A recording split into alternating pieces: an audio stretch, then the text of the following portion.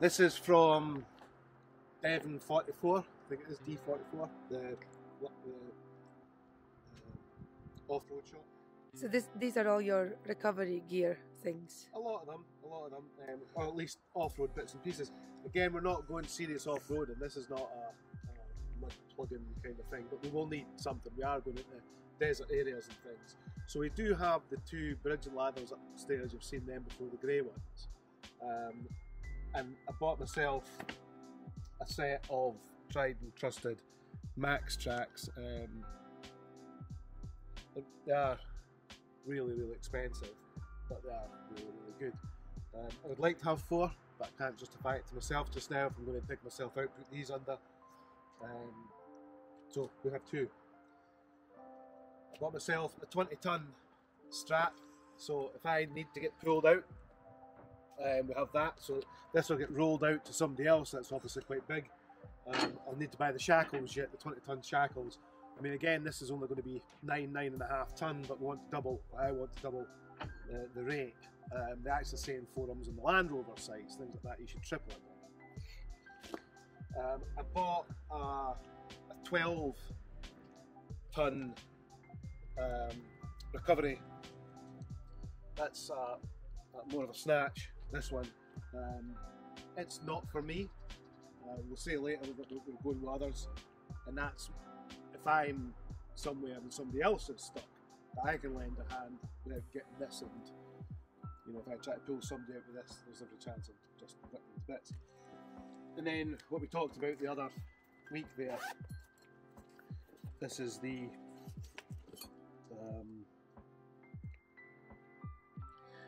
tyre inflation system. So what we had, I'm not going to take it all apart, it's quite self-explanatory. Sides are obviously still off, we're still working on them. We'll put them on an hour before we go. But we have underneath, as we said before, underneath here we have the airlines. It's all been checked now, we've had it running, we've had a little air duster out. So the airline itself clips into the bottom here.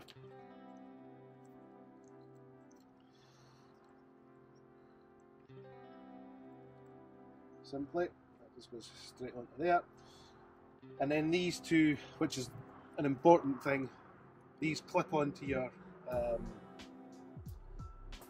tyres and they stay on. You don't need to stand and hold them for ages. So once we've done that, if the tyres are down, we can set the pressure at the other side to 4.5, and then we just let it go. Once it gets to 4.5, it goes and stops. Like that. And that's the tyres up. If we're going back down, we just clip one on, stick them on the side, move the lever, air starts rushing out, you go for a cup of tea. They're big tyres, and as I say, I'm not taking the pins out of the tyres, so they will take some time, but you're doing 2 at once.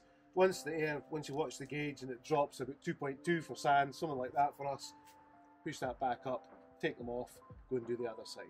So you will not have an automated system in the cab, no? No, I did look at doing an automated system like a Unimog and things like that, but to have it retrofitted into this was going to be far more expensive than I want to do. And like we did before, when you and I went away, normally what would happen is we would air down, and that would be it. We would do deserts. Yeah, sure, because you did for long stretches, yeah. And then when we come back to the roads again, we would air back up again. So we would run kind of low box and low tyre pressures for weeks. Yeah. And I'm kind of thinking that's what we enjoyed, so that's probably the same idea. I don't see us coming to a section and saying, oh no, let's tyre down and doing that, and then sitting having a cup of tea and tyring back up 15 minutes later. That's not going to happen. I'll go around it. That's what that's for. So we also fitted the CB and the aerial. I'll show you the CB inside. This is a standard lorry thunder pole. We had that welded up originally. It was a really nice company, wasn't there? Because he originally got a wrong compartment. Yeah, I got that wrong, and the chap had phoned me up and said it doesn't look like what you want. He was from the CB Shack, which I think is Lim Services in about the Liverpool area for people in the UK. And yeah, really it was nice. Really nice. Yeah, that was like definitely extra mile. Didn't just fire it out. He's Yeah. obviously a CB enthusiast chap and that. Yeah. So he said, it doesn't look like what you should be ordering. I wouldn't order that.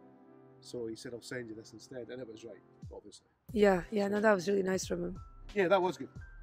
Because that's the other thing, doing things like this, apart from spending money, is it takes forever. I think we've said this before, but it takes forever. You order stuff, it's not right or it's wrong, or my error, their error, whatever, or it takes forever to get here. And it just takes so long, you can't go into shops anymore.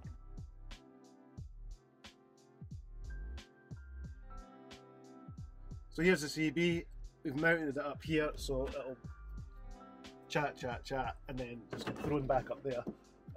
I'll come up with some kind of plan, whether we get a... Why did you get the wee clip? Oh, sorry. I've got the clip, it's here. It's Look, just, you could put it like this. yeah, that hangs down too far then, you see, so it's to find out, because really, if I was going to put the clip on, it'd be over here, and we'd clip it like that. Yeah. And that way you could take it as well, but I haven't... Because that cabby thingy would be for me. Yeah, I haven't had the enthusiasm to bother. So that's the CB fitted, it's all going. I don't know if I have maybe well, but you see it? All green. Truckers are bound. That's the Garmin Overlander. We have finally found its position, and I've put it there a la rear view mirror in a car. For me it works really well. It's kept everything nice and clear. We did have that discussion about it sitting up a bit too far here for overland, well, off-roading, sorry. And it is. So we put it up there, I've used it, I've driven about with voice settings on. It'll be good, because I don't need to look at it all the time. I'll say turn left, but when we're in cities and things, that's the only time I'll really need it. You will not need to have me with my daft accent.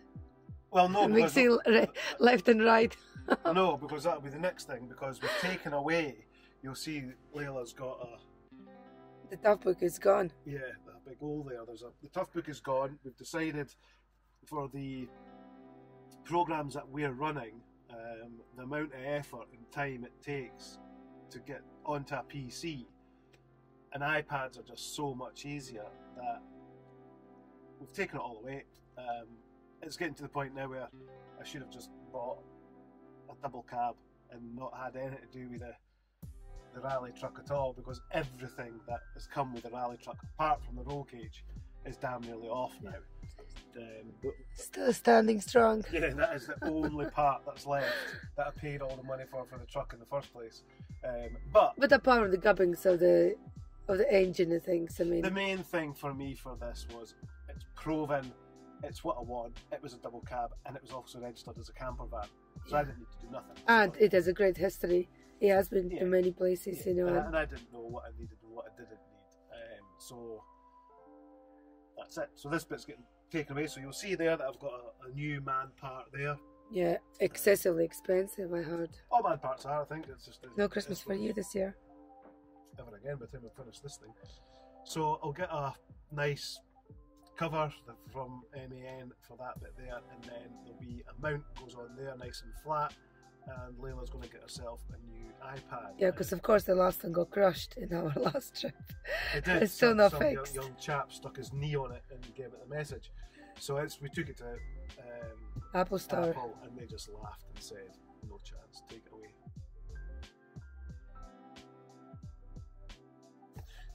And again, here's the window insulators there that to the outside, and then you can see that close and very nice.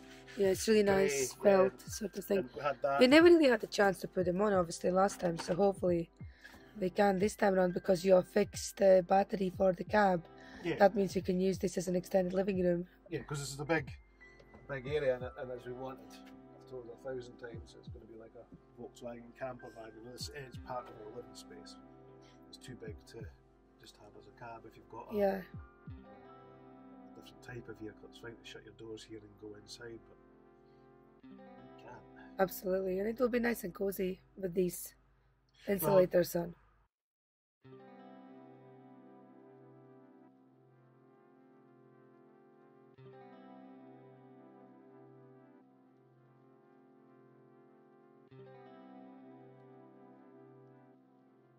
Really, really good. They're insulated.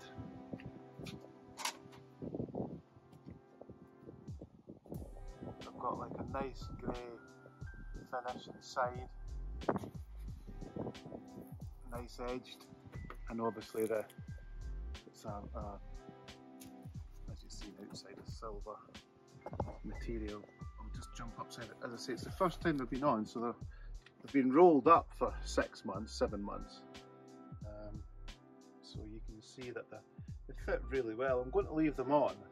I think the idea is just to leave them on like that and then let them find their own position, let the little cups do their thing.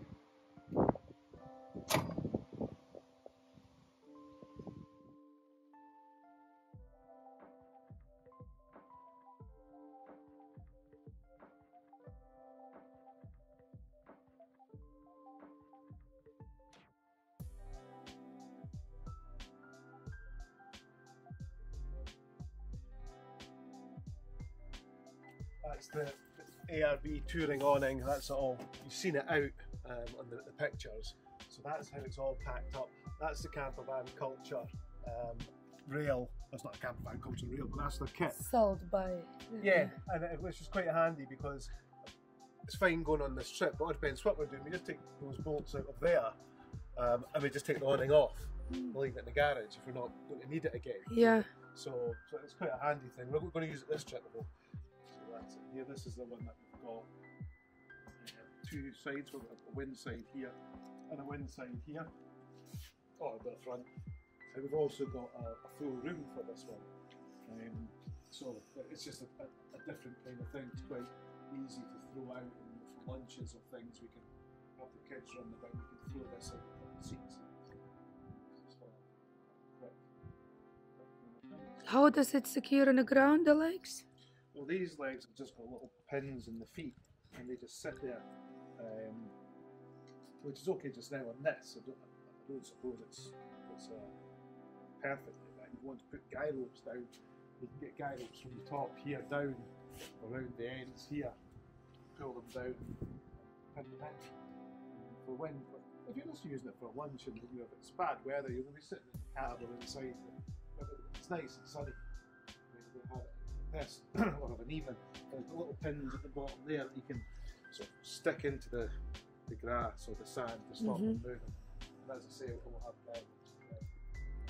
but the idea this It looks nice. Yeah, the good things about this one is we talked about before. This opens up and you've got your shower in here. So if you do have a little room in here or whatever, if you just come from the beach, you can be under here and give yourself a shower down. And yeah, no, that's a great idea. You can have your side here, so a bit of privacy. Even, even if you're at a campsite, you've got 2 sides down. Yep. You can give yourself a bit of shower down in that sand or whatever, and take your swimming off here. Yep. And get changed, towelled off before you go back inside. So it's just getting used to doing things.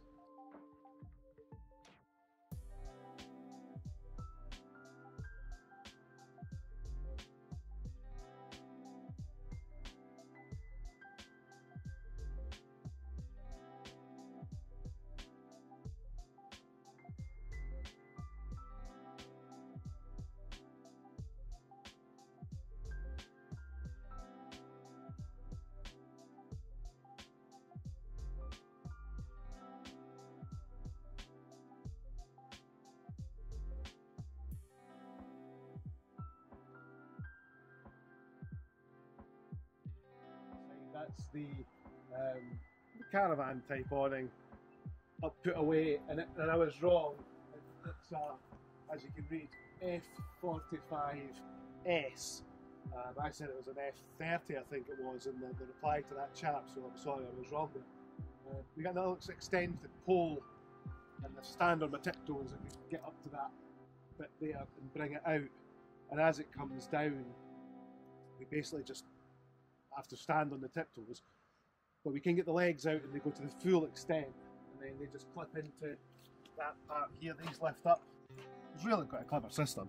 These lift up, the leg goes inside, and then that snaps down and holds the leg. And there's another one just on the other side over there, just underneath where the electrical socket is.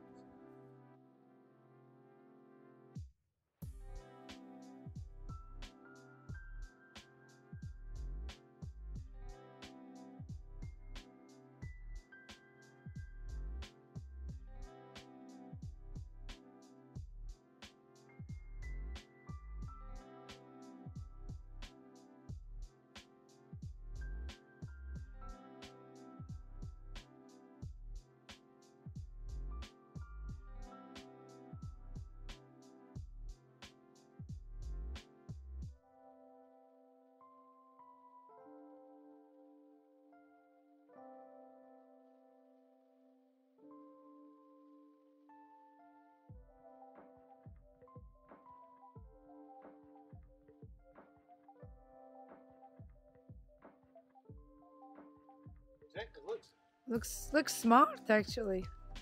really. Proper fancy. I've done a great job. I think you did a good job. Yeah, it's really good. It's awesome. It does. It looks really nice and sleek though. Like, Yeah. It's tucked in nice there. It's lovely. So we fitted a 90mm hole straight into the Victron electrics underneath the seat. It's getting very hot in there, so we've done that, and that 90mm hole literally is like that. And this is a bolt stainless steel, and it's basically just a hole that goes straight through just now. And then I'll get some mesh that's made up very, very fine. They use it for little beasties not getting into water tanks and things, and it'll get bonded on the inside to stop Any ingress, yeah. making their way in there. So you can actually feel, I haven't got the vents cut into the floors yet to give a good flow through either, so that'll help as well. The new shocks, they're all on right round. That's made a big difference even driving. Do you have the old shocks to show how poor condition they were? Yeah, we'll just pull that shock out like that, so that's taking a lot of force to pull that shocky out, and then watch. It just goes down. It just goes down far too quickly. There's no resistance there whatsoever. So the other ones. So that's the old one you changed ones. over. And they're also a lot smaller. The new ones you can see in there. You can see the Monroe sign there. Why? They're a lot fatter. Okay. So we've done that. So that's all done. So it's first run. We're coming back from Edinburgh, which is probably about 50 miles from our house. The two front shocks. We've got standard Monroe shocks from Dig Pro. For whatever reason, the shocks themselves are actual girth width shocks. An awful lot bigger diameter than the ones that were on it. So whether maybe the Monroe ones, these are the shocks for all this series up to the 18s, whatever, I don't know. But it is driving an awful lot better. Awful lot better. The shocks were knackered, as we showed you on that video, pulled out and then just clumped back in again. But it's amazing the difference. With the springs and everything, there's that much of a difference. The shock was playing, really. Stark contrast. Night and day. Tracking better, it's not getting caught in road surfaces when you're pulling out to rotate the lorry to, it's just so much better. Great shit. Yeah. That's really reassuring. So why are you not changing the back shocks then? We checked the back shocks, took them off and checked them there. They look new. And they're working away fine, there's no problem. But I did, at the time when I ordered the front shocks, ordered back shocks, and they don't make them. So it's something I want to look into. I did look into getting a specialist company in Germany to make me a set. But I thought I'd try this first because, quite rightfully, if something goes wrong on our travels, you can pick up a heavy-end shocks or the road shocks, I suppose, anywhere. Whereas it's especially made in Germany. That's the sun now working. Yeah, really happy. Well, We definitely are driving much faster as well, I would say. the thing about having a more positive feedback from the truck was saying, when we were discussing this earlier, it's not a case of you doing 52 miles an hour or 50 miles an hour. Now it's, say, 58, 59, 60 miles an hour. Don't go over 60, not for any other reason than the brakes and the tyres anyway. If you're going 60 miles an hour and you think to yourself, I've been driving for 5 hours, 10 miles an hour faster, 50 miles isn't really that big a deal, you know, an extra hour's driving you're saving.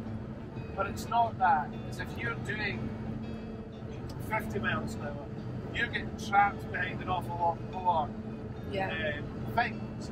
And not only that, you're not then popping out to overtake to pop back in because you've not got that, you know, you're not. Yeah, you're not as confident. Yeah, and it's not as easy nipping in and out. Yeah, you almost need to plan it. Yeah, so you're going to maintain your 58, 59, 60 mile an hour now. You're just going to keep that as a constant pace. Check people coming in, out you go, away you go. So you're going to pick up that 50 miles. It's going to end up being, you know, 80 miles. Yeah.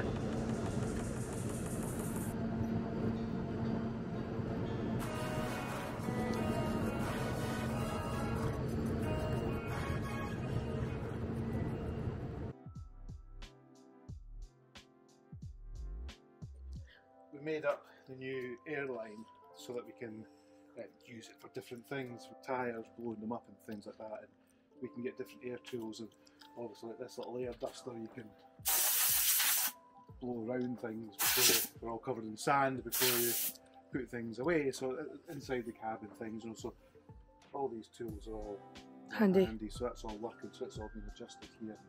It builds up air when the truck's on. So that's all good now. They come off. So that's great. I see you have also changed the batteries. Batteries are all changed, yep.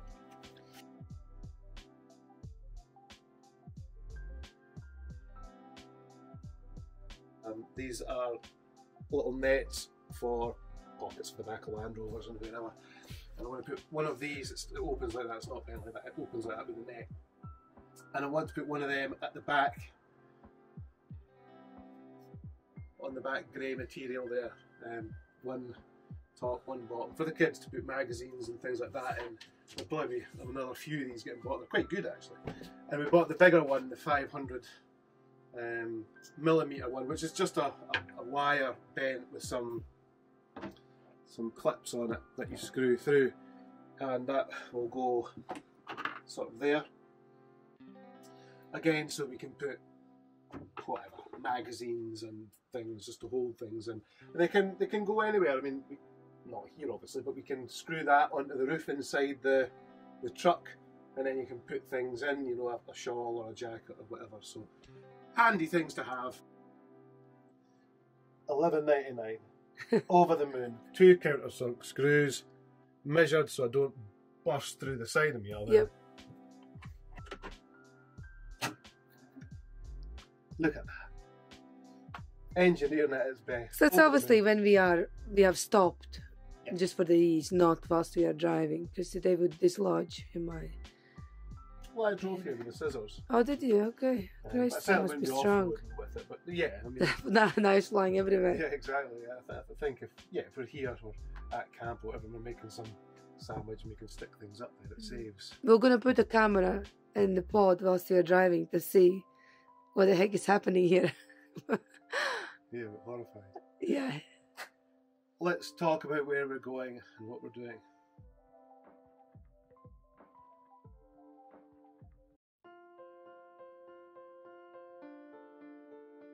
Christ, it's so cozy. What is? Just cozy here. Oh, it's lovely here. Right, okay. So That's your second house. So let's have a quick chat. What are we doing next?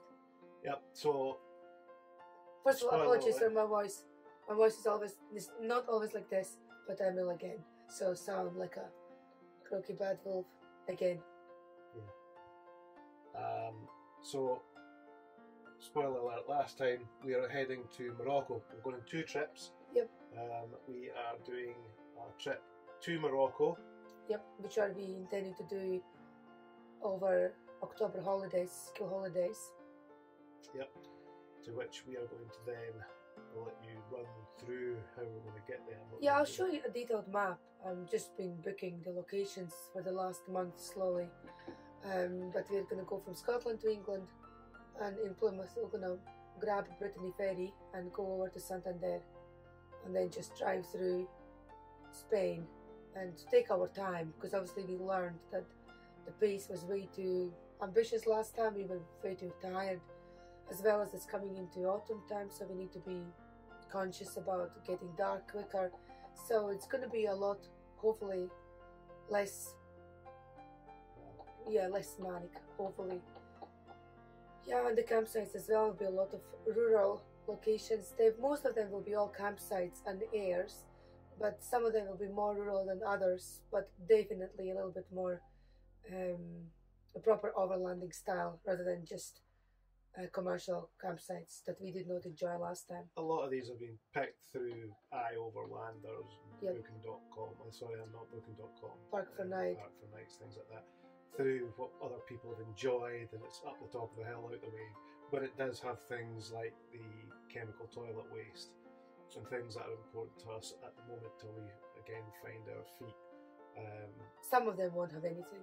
This is gonna be the first time that in some places so there will be nothing.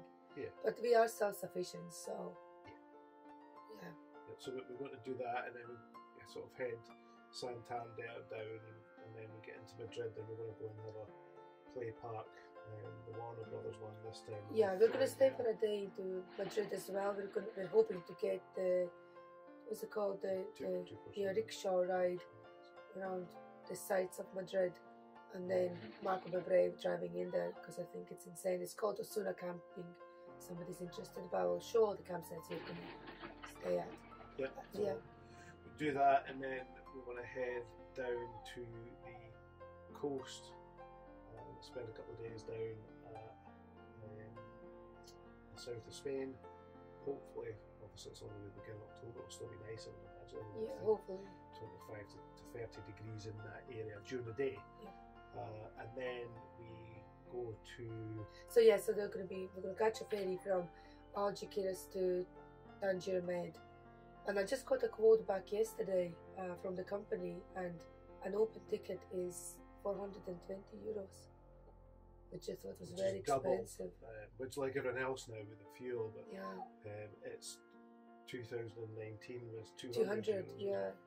So it is a big hike, like everything. So Yeah. it's we've got to get a lot of things in consideration, and this is why we're doing this kind of trip, because when we get into Morocco, we then do a couple of days, 3 days, travelling through to Marrakesh. Just outside Marrakesh, yeah. And then we're gonna leave the truck. Yep, and then we fly back. Yep, we fly back on the 25th of October, and then we will fly back in mid-November to do an expedition around Morocco.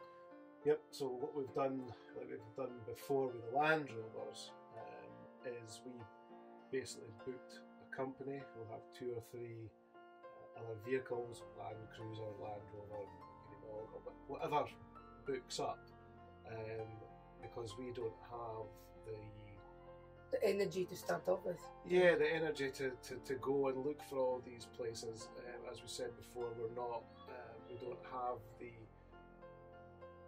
joy of being somebody like, say, Live and Give, for example. Yeah, we can go into a country and just, locals say, have you tried this, have you seen this, have you seen that, which would be a lovely way to do it. Don't get me wrong in this overlanding in its true sense, but we have big commitments with work and with children, so we have to hit and run.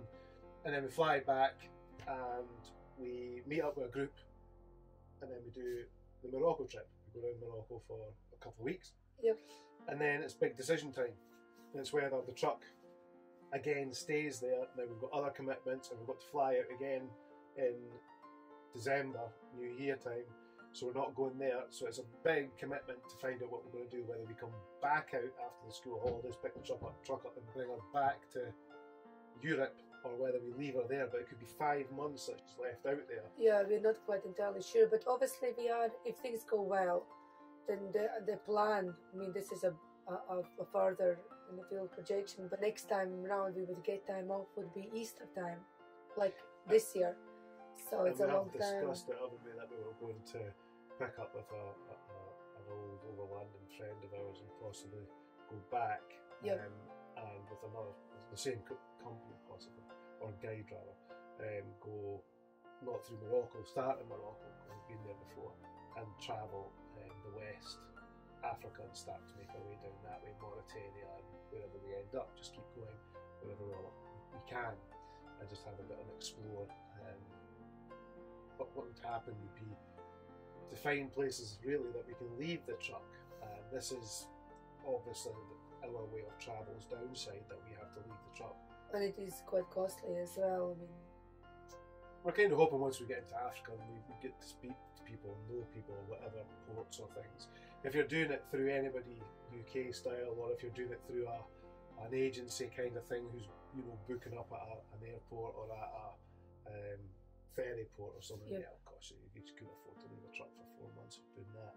But if we meet somebody, you know, or there's a local overlanding, you know, because in Morocco there was so many people did it over COVID when they were out there and couldn't get back. They had to leave their trucks and, you know, fly back home because they couldn't sit there indefinitely.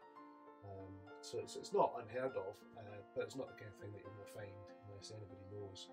And we are also inexperienced. This is all just a learning curve for us. Yeah, so. That's why we're doing it. That's why we're taking these videos, because, you know, if we can do it, anybody can do it, really. We said that from the start. You know, absolutely. We want to do it. We've done it in Land Rovers, you know, we've got the two of us and we've cracked on, but, you know, it's definitely much harder with the kids. So an awful lot more thought now. Yeah, you got to really put that. But it doesn't mean you can't do it. That's the thing. You know, that's what it's all But what do you call them? You don't call them. It's not a holiday. It's character building trips. Oh no, we can fly to Cyprus and we can spend 2 weeks sitting in a pool and having chicken barbecues. That's a holiday. Yeah. You know, this is just chaos. Come back exhausted. I don't actually know why we are doing this, but when we are on the road and when we come back and then I put some material together, it is elating. It is lovely. It's amazing, but sometimes it's a proper challenge. When we're going, you know, at this point, it's exhausting. Yeah. When we're there, it's exhausting. And when we come back, we're exhausted. But for some sick reason, you know, we do it, we enjoy it, and I don't know. And I just hope the kids do. You know, that's the other thing, consideration. They seem to not be able to stop talking about, you know, going again. So hopefully they mean the travel with the truck. Yeah, not going straight to Disney and it bites us in the backside. Yeah, so we're gonna go to this. What's it called? Warner Bros. Park. Yeah, it's just a small one in Madrid kind of thing. It's still quite expensive. I mean, nowhere the prices of the Disney, but still, it is quite pricey. So we'll see how we get on. I mean, there's so many bad reviews. I'm horrified, but I mean, for kids, they're happy with it. You always get a moaner, you know, the internet's full of it. Yeah. Half the time it is what you make it. If you go to Disney and we went on the Friday and it peed with rain, yeah, we had a great time. We had a great time, yeah, we had a great time all 3 times. That's what it is. I think if you go with the mindset that it's going to be better. You still need to get your sticker up with your dimensions of the truck. Yeah, I've still got jobs to do. I've still got my guzzle to sort out underneath Layla. I've got another vent board in the side. I never showed you because it's kind of hanging out there. For filling the tank, and when we're using the water it can breathe. I've still got to plumb that back up again. I've got a light to fix underneath. And I also said about the electrics, now that I mentioned that it was heating up. Chris from Whitehaven, we got back in touch with him. The updates didn't go well as far as I personally was concerned, trying to do them. As probably would expect. I mean, these are very, very technical things, and sticking it online and hoping it was all going to work. Every 20 Victron piece was going to speak to each other, and it was all going to be great, and go back online and tell me exactly what it was doing was a bit far-fetched. But thankfully, Chris came back on board, didn't he? And we got in touch with him, and he, quite simply, he took control of the thing. I had to pull some wires out and update things on the Bluetooth, and then push some wires back in again, and it all started clicking and pinging and banging, and Chris was updating and doing things to it. And that's it now. Which was very helpful. That's all up and running, and no real dramas, you know. So that's you know, it's an expensive way to do this, you know, this Victron kit and all the rest of it. But they're monitoring it, and if there's anything goes wrong, or you know, Chris will get in touch with you and to help you do these kind of things. That's what you pay for. That's why you pay that extra money, is to have that backup. Yeah, definitely. And then you got joiner for a couple of days. Just fixing little bits and pieces, putting some vents in, putting a floor in underneath the little cupboard here for pushing the hoover in and out to don't damage the wires. The hinges for the seats under here. And did you mention the separator for the water tank? Yeah. Yeah. So it's all those little bits and pieces. Because I certainly wouldn't miss that one again. I did that last time. And it did prove, and I did say that it did we need to leak, do and it did wet the bed, and I got did, egg on my face, and I'll hear about that now, obviously, for the next 17 years. No, I'll find 20. some other things. Well, that's just the list. That'll just be one of the other things. So yeah, it goes back to him for a couple of days, and then then the other thing is we'll show you the utter calamity that will be. I have I've ordered 5 brand new tyres, so we are going to have a chap come who does rallying and the Dakar lorries. He's going to come and show me how to change every single one of the tyres. So by the time I've finished, I should be a dab hand at it. We'll see.